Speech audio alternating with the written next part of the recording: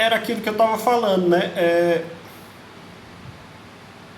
Assegurar de que eles estejam bem e felizes do outro lado. Por exemplo, essa coisa do faraó existia, né? Até os escravos eram sacrificados para que pudessem trabalhar por eles lá no outro plano, se existisse, né?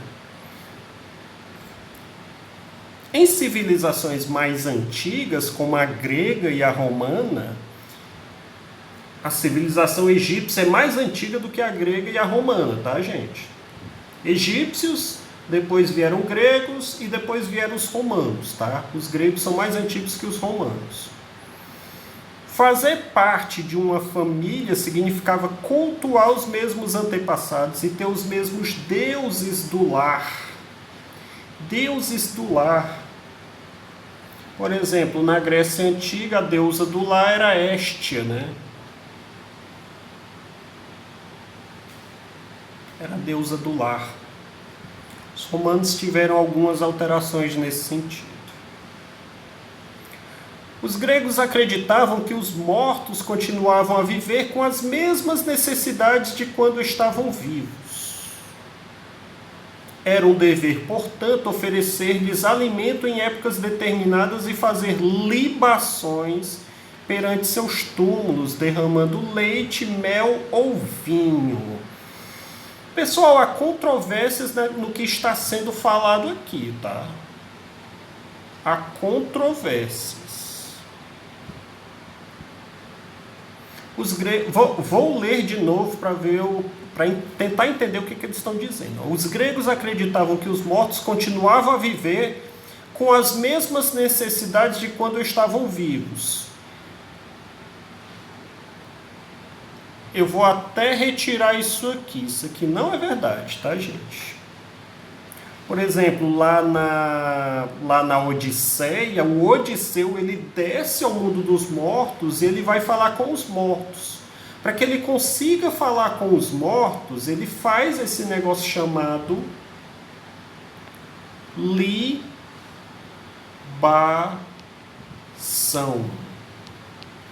O que é a libação?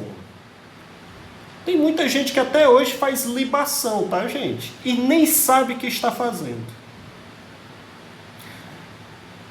Vocês já devem ter visto algum filme, ou até alguém num desses barzinhos tá bebendo a sua cachaçinha e ele, de repente, ele derrama um pouquinho e diz: essa é a do morto.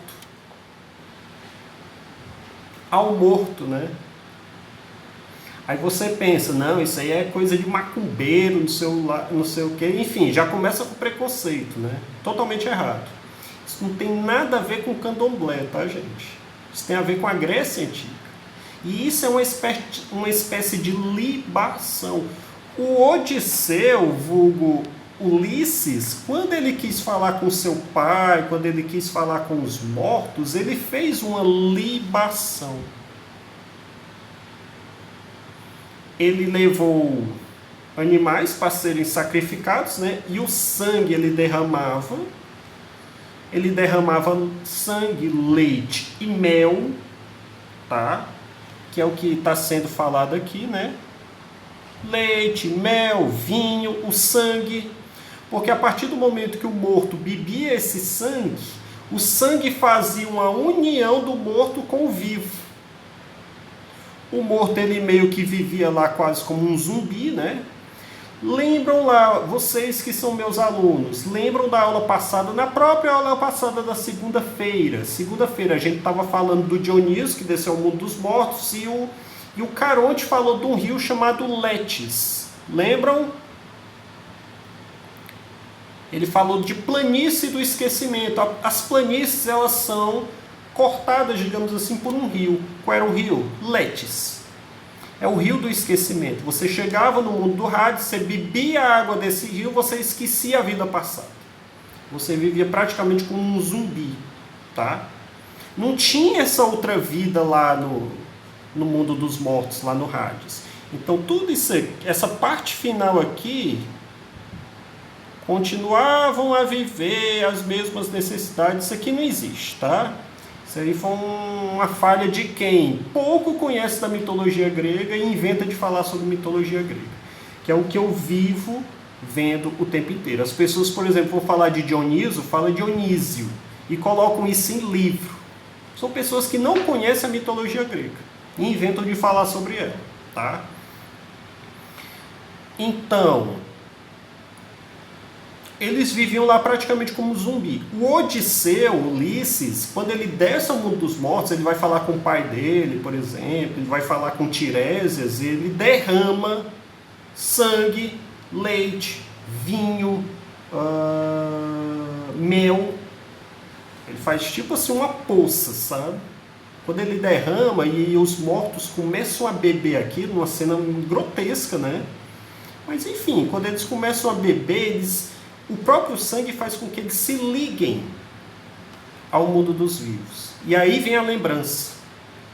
Aí ele tem uma conversa normal com eles, tá? Mas aquilo dali é temporário, por poucos minutos, tá? Interessante isso. Isso é o que a gente chama de libação, tá?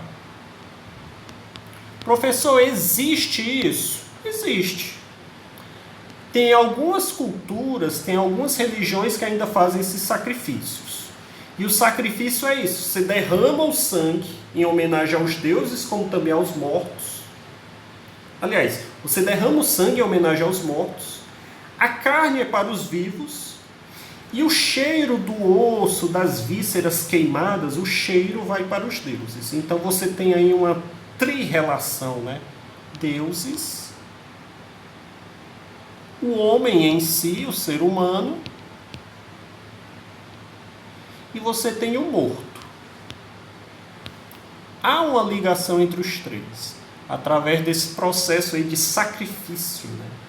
Fazer com que aquele animal, aquela carne, aquelas vísceras se tornem sacras, santas, né? Sacrificere se transformou em sacrifício, tá? Então isso é a libação, tá? Até hoje as pessoas fazem sem nem se perceber. Quando a pessoa está tomando a sua bebidinha, não sei o que, e derrama um pouquinho no chão, ele está fazendo uma espécie de uma libação. Está chamando o morto. Isso é... Ah, professor, isso é terror, né? Isso dá medo. Dá não, gente. Dá não. Eu tenho muito mais medo dos vivos do que dos mortos. Os vivos fazem muito mal, muito mais maldades a nós do que qualquer morto, tá? Vamos lá, voltando. Se os descendentes cumprissem essas práticas, o morto passava a ser uma divindade protetora da família. Ah, isso aí existe, tá? Quando as pessoas faziam muitas libações, tal, em relação àquela pessoa, eles acreditavam que aquela pessoa se tornasse um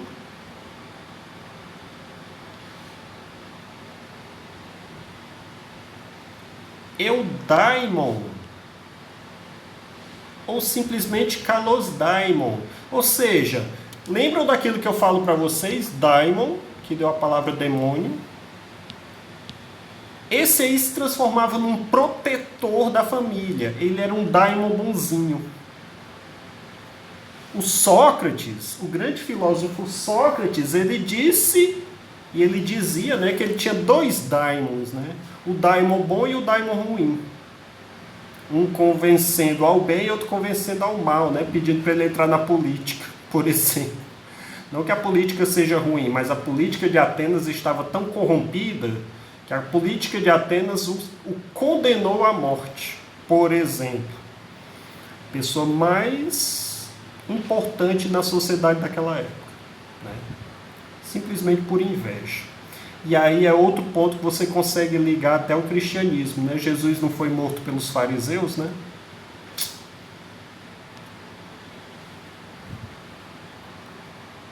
Vamos lá, continuando. Cada casa tinha um altar doméstico, isso é verdade, onde o chefe da família celebrava esse culto, e isso é verdade, fazia o sacrifício, tudo bonitinho. Em cada lar permanecia aceso dia e noite o fogo familiar, simbolizando o espírito dos antepassados. Mas isso era mais até dos romanos, tá, gente? Os gregos tinham, mas os romanos eles eram mais firmes em relação a isso. Aí que eles falam, né? Entre os romanos, esses espíritos familiares eram chamados de lares e manes. Esse nome mani também é um nome grego, tá, gente? E protegiam o lar. Manes, ou mesmo daimon, tá?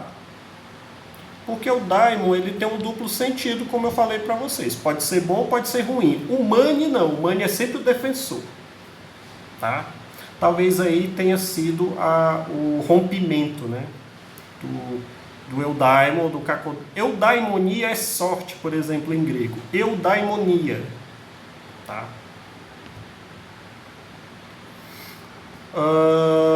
Tem uma questãozinha aí, eu vou dar uma pausa, tá?